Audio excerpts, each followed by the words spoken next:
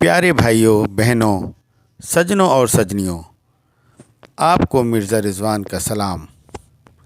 MRM channel को subscribe कीजिए और आइकॉन का बटन क्लिक कीजिए ताकि आप तक कीमती और अनोखी मालूमात पहुंचती रहें। शुक्रिया। 3, 2, 1.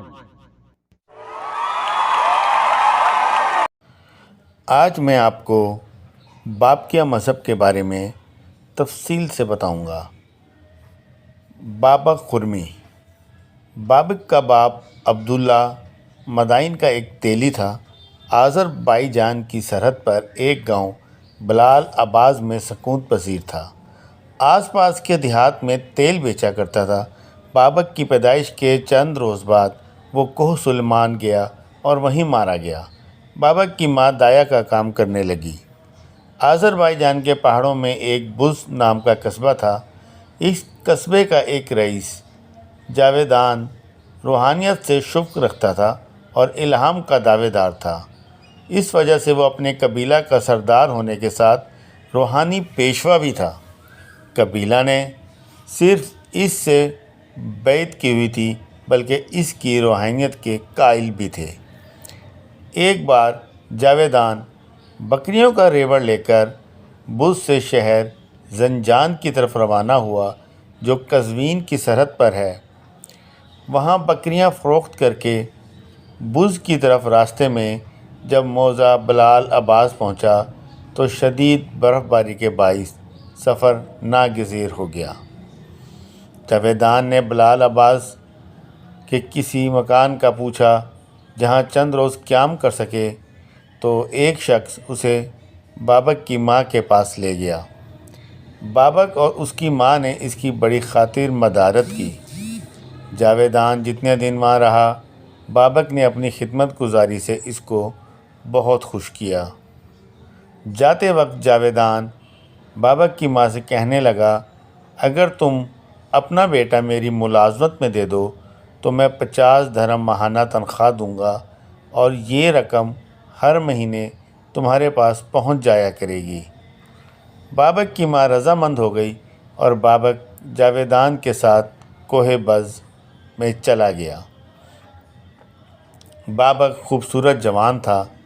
जावेदान की बीवी इस पर फरिकना हो गई और दोनों में नाजायज़ ताल्लुकात कायम हो गए।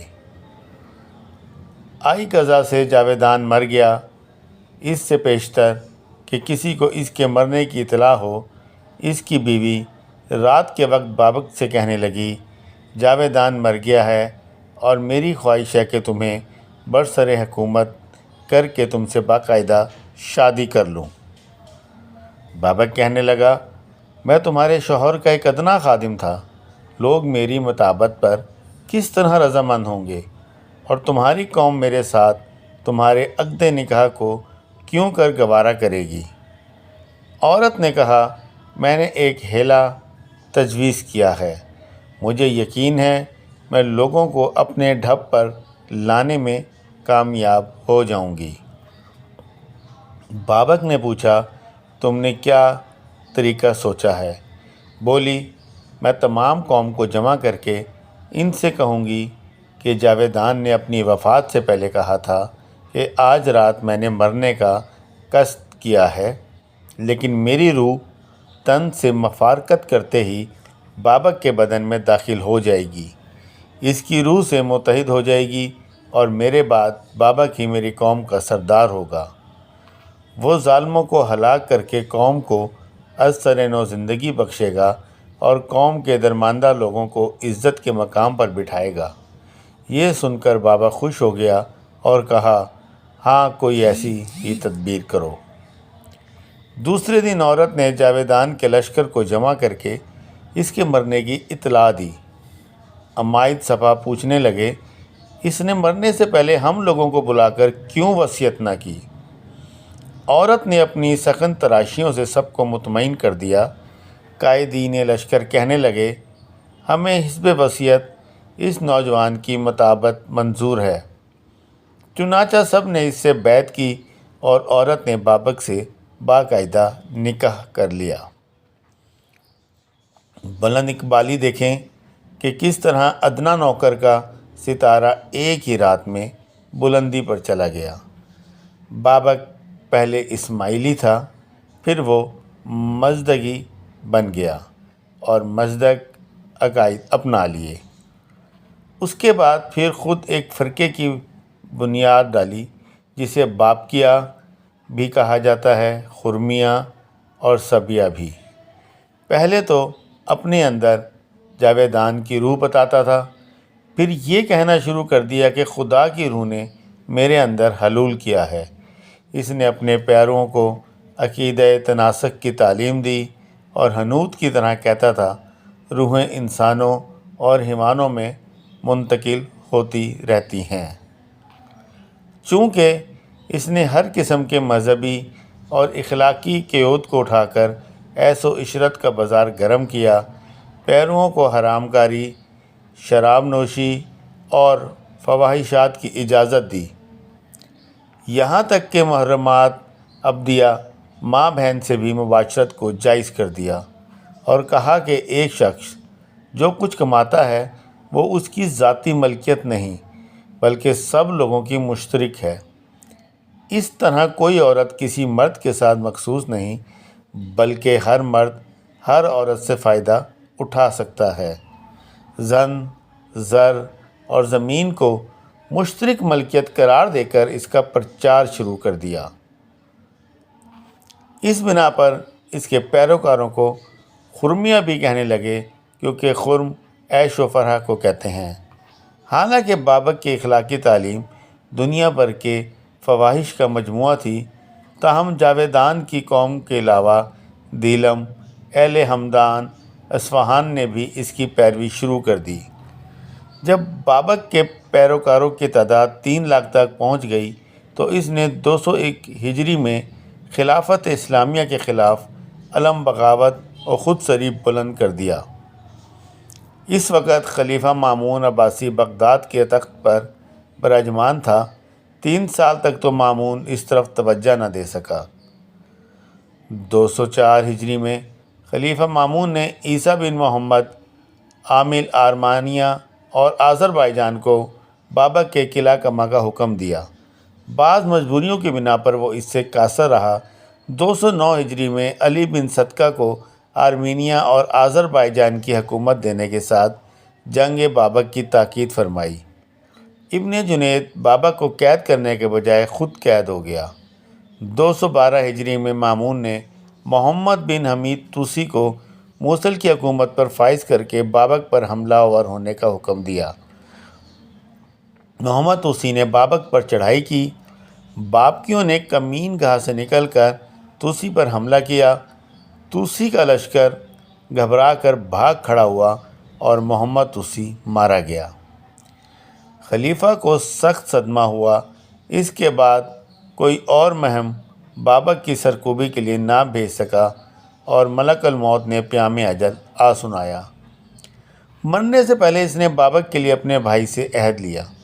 218 ہجری خلیفہ معتصم اپنے بھائی مامون کا جانشین ہوا۔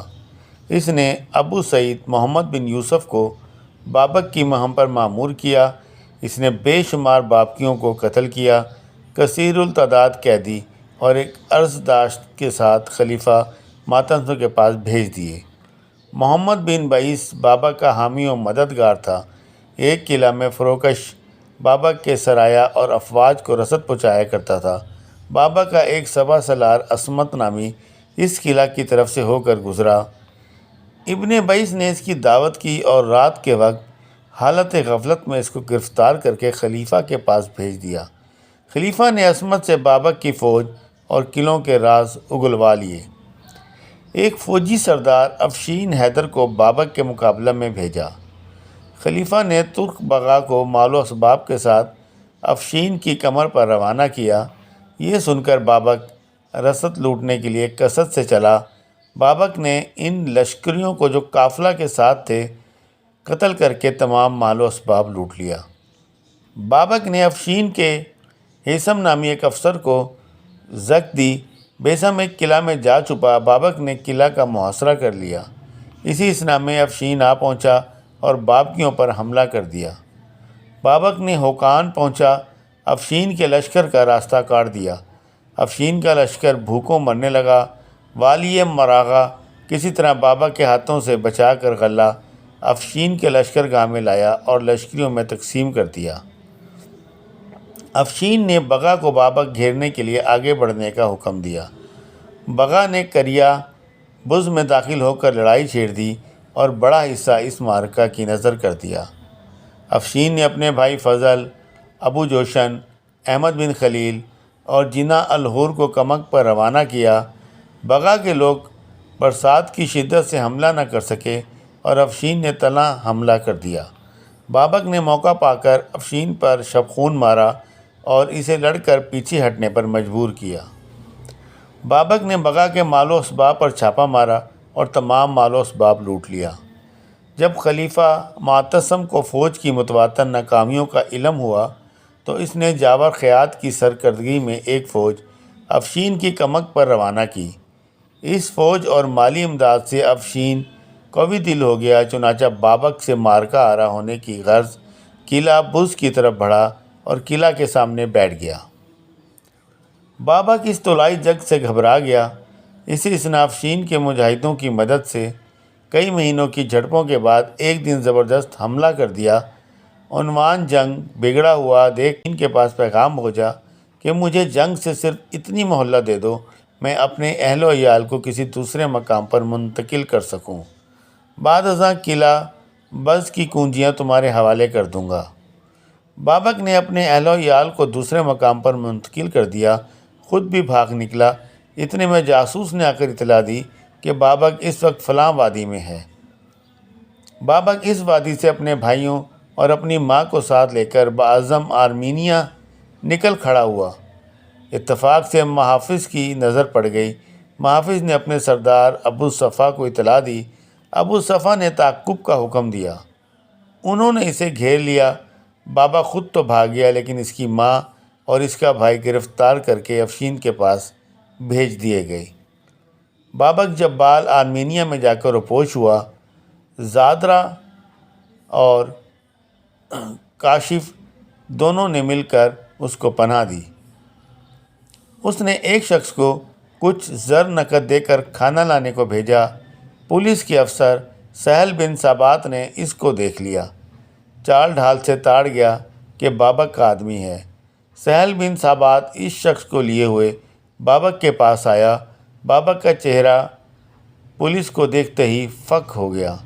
سہل بن ثابت اس کو قلعے میں لے آیا اور افشین کو اس کی اطلاع بھیج دی۔ افشین نے 2 فوجی افسروں کو بھیجا، انہوں نے جا کر اس کو گرفتار کر لیا۔ افشین نے بابک کی گرفتاری کی اطلاع خلافت میں بھیج دی۔ 222 ہجری شوال، خلیفہ نے افشین کے نام حکم بھیجا اپنے دونوں قیدیوں کو لے کر بغداد آؤ۔ افشین کی غیر معمولی عزت افزائی کی گئی۔ جب افشین سامرا کے قریب پہنچا تو خلیفہ معتصم کا بیٹا واسق باللہ اراکین سلطنت کو لیے ہوئے باغرض استقبال سامرا سے باہر آیا۔ اس کو 20 لاکھ درہم انعام دیے اور 10 لاکھ درہم اس کی فوج میں تقسیم کیے۔ دوسرے دن خلیفہ دربار عام میں رونق افروز ہوا اور حکم دیا بابک کو ہاتھی پر سوار کر کے دربار میں حاضر کریں۔ خلیفہ نے بابک سے کہا، تم اپنی زندگی میں ایسی بد کرداریوں کے مرتکب رہے، اب ان کا خمیازہ بھگتنے کا وقت آ گیا ہے، لیکن اب تجھے صبر سے کام لینا چاہیے۔ بابر نے کہا، تو ان قریب میرے ثبات و استقلال کو دیکھے گا۔ خلیفہ نے اس کا ایک ہاتھ کاٹنے کا حکم دیا، جس کی فوری تعمیل ہوئی۔ بابک نے جھٹ کٹے ہوئے ہاتھ کے خون سے اپنا چہرہ رنگ لیا۔ کسی نے پوچھا، چہرہ سرخ کرنے کی کیا وجہ ہے؟ بابک بولا، ایسا نہ ہو کہ خون نکلنے سے چہرہ پیلا پڑ جائے اور لوگ سمجھنے لگیں کہ بابک موت سے ڈر گیا۔ اس کے بعد اس کے اعضاء قطع کیے گئے، ہاتھ پاؤں کاٹ کر پیٹ پھاڑ کر سر علیحدہ کر دیا گیا۔ سر کو خراساں اور جسم سامرا بھیج دیا گیا۔ اس دوران میں اس کی طرف سے تکلیف، اضطراب و بے چینی کی کوئی حرکت نہ ہوئی۔ بابا خرمی کی 4 نابالغ لڑکیاں قید ہوئیں جن کی خلیفہ نے عصمت دری کی۔ اس واقعہ کے عرصہ بعد کچھ سال کے آذربائیجان کا گورنر جعفر خیاط اپنے زیر نگران شہروں کا دورہ کرنے نکلا تو جب وہ مختلف قلعہ میں ٹھہرتا محصولات کا جائزہ لیتا ہوا باز میں پہنچا تو ایک دن جب وہ پاس کے قلعہ سے ہو کر واپس آیا تو صاحب قلعہ نے اس سے رات میں فرصت کی درخواست کی۔ اس نے اس کو اجازت دے دی۔ جب وہ ضروریات طعام و استراحت سے فارغ ہو کر چہل قدمی کے لیے نکلا تو اس نے محسوس کیا کہ قلعہ میں غیر معمولی خاموشی اور اندھیرا ہے۔ اس نے احوال پوچھنے کو خدام کی تلاش میں نظریں دوڑائیں تو اسے کوئی ذی روح نظر نہ آیا۔ اس نے قلعہ دار کی فرصت کی وجہ سے معاملہ کو صبح تک التوا میں ڈال دیا۔ صبح ہوئی تو اس نے قلعہ دار کو طلب کر لیا۔ استفسار سے قلعہ دار اس کو مطمئن کرنے میں ناکام رہا۔ شدید اصرار اور قطع نظری کی تو عید کے بعد اس نے اعتراف کیا کہ وہ اس قلعہ کے لوگوں کی کافی تعداد بابقیہ سے ہے۔ مرکز میسر نہ ہونے کی وجہ سے وہ اپنے اشعار کا کھلے عام اظہار نہیں کرتے۔ باہمی تفہیم سے سال میں ایک رات مخصوص کی ہوئی ہے جب سب مرد و زن ایک جگہ اکٹھے ہو کر اپنے مذہب سے ایفا کی خاطر بلا تفریق اخلاط کرتے ہیں۔ یہ ہے وہ پر جس کو لے کر ہمارے علماء کرام نے پورا کبوتر بنا دیا۔ شاید کہیں کسی فتنہ پرور نے اس کو کہیں پڑھا ہوگا اور بابا کے ایرانی اور سابقہ اسماعیلی شیعہ ہونے کی وجہ سے ایک افواہ کی طرح پھیلا دیا، جبکہ بعض کتب میں بابک کا دعویٰ نبی اور بعض جگہ دعویٰ مہدی ملتا ہے۔ قیاس کیا جاتا ہے کہ غلام مرزا احمد قادیانی نے نبوت کا دعویٰ بابا خرمی سے متاثر ہو کر کیا۔ شاہ ولی اللہ کے بیٹے شاہ عبدالعزیز دہلوی رحمۃ اللہ کی کتاب تحفہ اثنا عشریہ جو شیعہ مسلک کی ہے، بے شمار فرقوں اور ان سے نکلی ہوئی شاخوں کے عقائد، الوہیت، نبوت، امامت، ولایت پر ایک مسند کتاب ہے۔ میری نظر میں شیعت پر اس سے جامع کتاب نہیں گزری۔ بہت سے ہٹ کے عقائد موجود ہیں، لیکن کوئی ایسا عقیدہ جو اتنا اخلاق سے گرا ہوا ہو اس کتاب میں بھی نہیں لکھا ہوا۔ کیا شیعہ اور سنی اس ایک ہی معاشرہ کے لوگ نہیں ہیں؟ کیا ان کی بوت باش کسی علیحدہ ماحول میں ہوئی ہے؟ آپ کے دوست یا قریبی ملنے والے کوئی شیعہ نہیں تو کیا آپ نے ان میں غیرت کا علیحدہ معیار دیکھا ہے؟ متع کی کھلی چھوٹ کے باوجود بھی آپ نے کتنوں کو متع کرتے دیکھا؟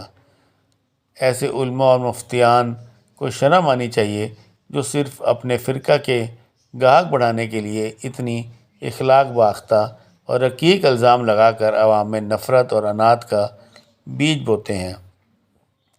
شام غریباں سورج غروب ہونے کے بعد اس رات کی سوگواری غم و الم کو کہتے ہیں۔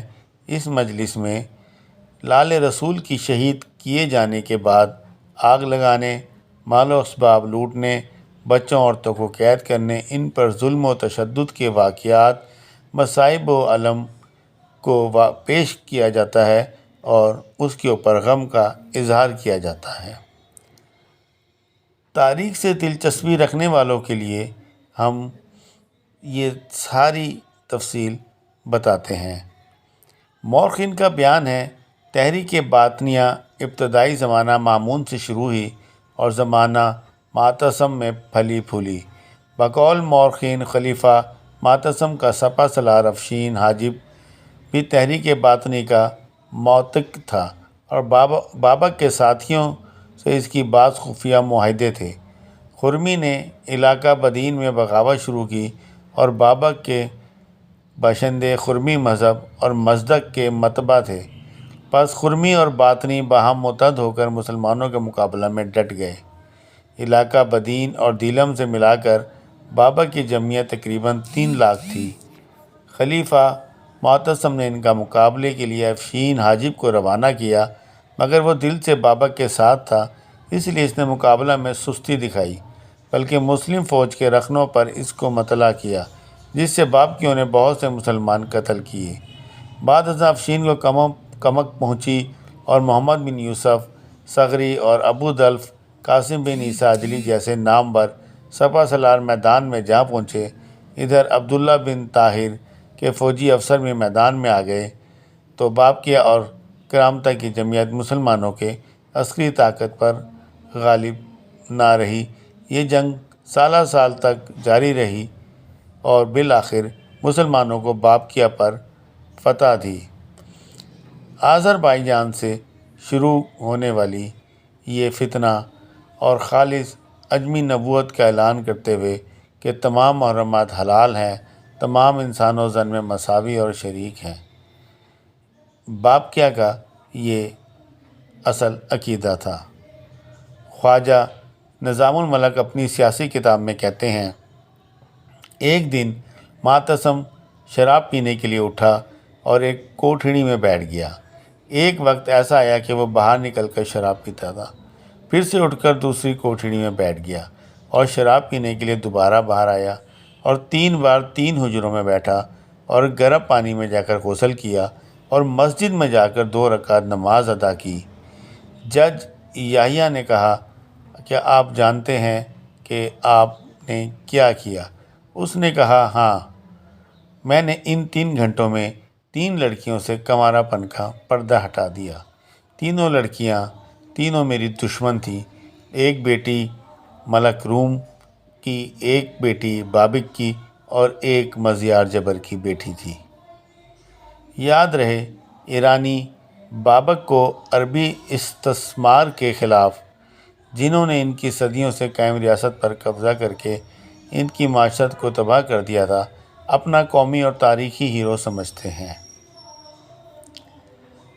افشین آخری مہم میں بزمانہ حصار بابا غلہ مسافر سفر و قیام کے علاوہ جس روز میدان جنگ میں جاتا 10,000 درہم یومیہ صرف میں لاتا، جس دن اپنے مورچے میں رہتا 5,000 خرچ کرتا۔ حکومت نے سالانہ 10 لاکھ خرچ کیے، 65 لاکھ بیت المال سے لیے۔ بابک کا فتنہ 20 سال تک رہا۔ ان مارکوں میں 2,55,500 اور دوسری روایت کہ 1,55,000 مسلمان جرعہ شہادت سے سراب ہوئے۔